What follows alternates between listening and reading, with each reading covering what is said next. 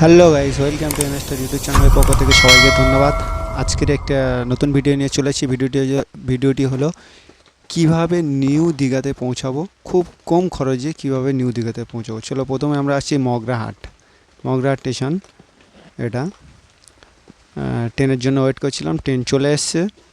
মগরাহাট থেকে আমরা টিকিট কেটে এখানে ট্রেনে উঠবো। ট্রেন আপাতত চলে এসছে, আমরা এই ট্রেনে উঠবো। ট্রেন উঠে গেছি, যাচ্ছি এখন।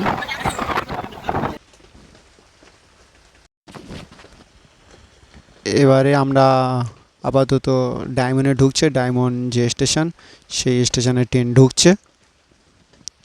আমরা চলে এসেছি ডায়মন্ড স্টেশন।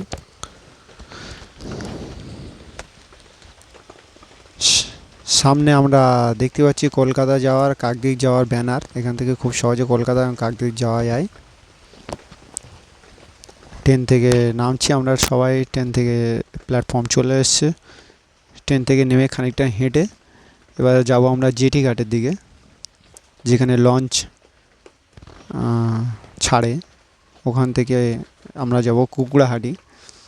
চলো আপাতত লঞ্চের দিকে যাব।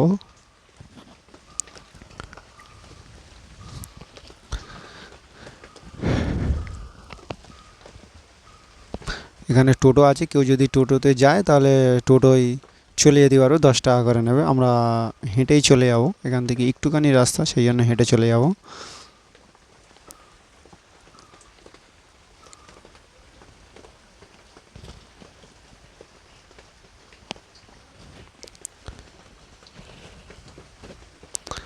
এখন আমরা লঞ্চ ঘাটের কাছে চলে এসেছি, কিন্তু আপাতত এখন লঞ্চ ঘাট খুলেনি। এই যে নেতাজি সুভাষ উদ্যান, ডায়মন্ড হারবার, কুকড়াহাটি ফেরিঘাট সার্ভিস, এখানে এই যে ডায়মন্ড নদী, এখান থেকে আমরা ওই পারে যাব। ওই পারে হচ্ছে কি কুকড়াহাটি।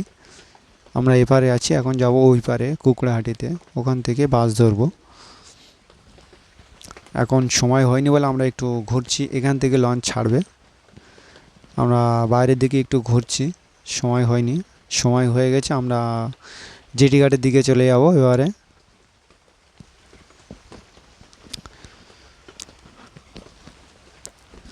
যাচ্ছি জেটি ঘাটে। এখানে টিকিট কাউন্টার টিকিট চেক করে, টিকিট চেক করছে সবাই আমাদেরকে।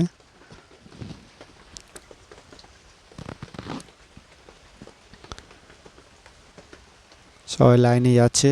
এই যে যাচ্ছি আপাতত আমরা এখন লঞ্চে ওঠার জন্য। লঞ্চে ওঠার জন্য যে ব্রিজটা আছে, এই ব্রিজটা দিয়েই লঞ্চ দাঁড়িয়ে আছে, ওই লঞ্চে আমরা উঠবো।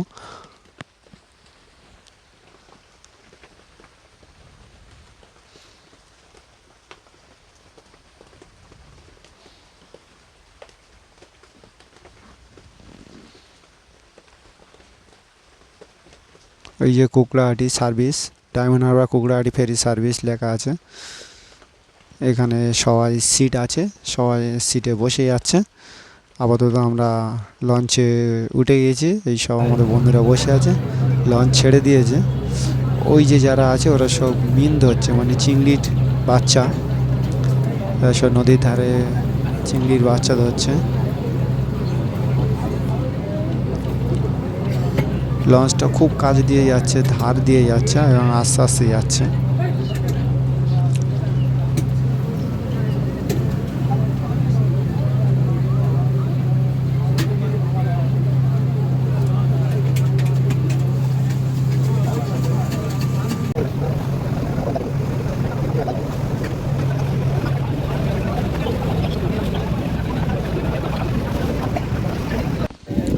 এখন আমরা কুকড়াহাটিতে চলে এসেছি আপাতত। কুকড়ার যে ফেরিঘাট, সেই ফেরিঘাটে আমরা চলে এসেছি।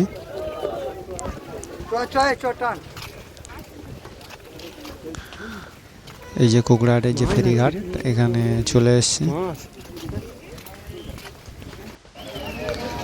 এই বাস, আমাদের বাস হয়ে গেছে। বাসটাতে এবারে চলছে, চালু করে দিয়েছে বাস। আমরা বাসে যাচ্ছি।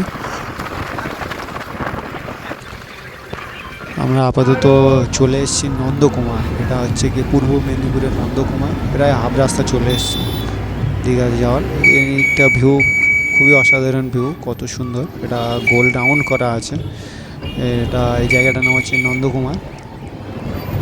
এখানে কেউ এসে চাইলে হচ্ছে রেস্ট নিতে পারে, তার জন্য রেস্ট রুম আছে, ওয়াশরুম আছে, সবই আছে এখানে।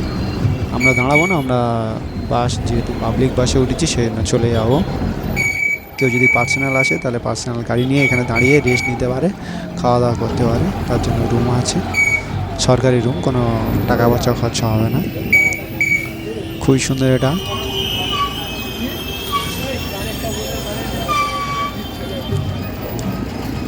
এখানে কিছুক্ষণ বাস দাঁড়িয়েছে।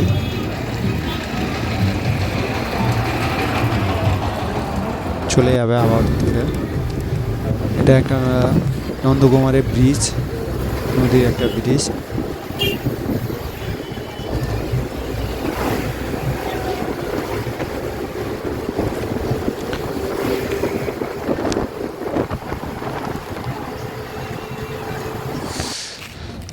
দীঘায় যে নামিয়েছি সে নামার ভিডিওটা করতে পারিনি, সরি, খুব বৃষ্টি হচ্ছিল।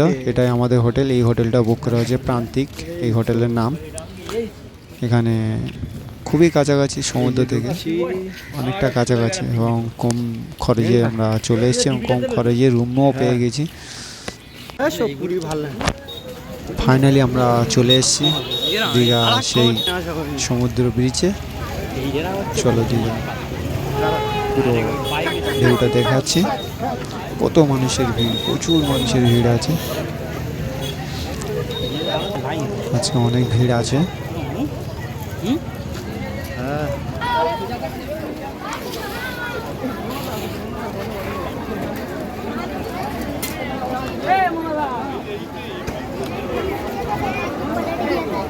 চলে এসে দেখতে পাচ্ছ প্রচুর ভিড় আছে, প্রচুর ভিড় আছে, অনেকটা ভিড় আছে।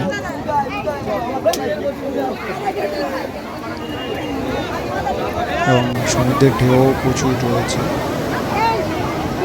দেখতে পাচ্ছ প্রচুর বড় ঢেউ আসছে এবং প্রচুর লোকজন সবাই নিচে স্নান করছে, গা ধুচ্ছে।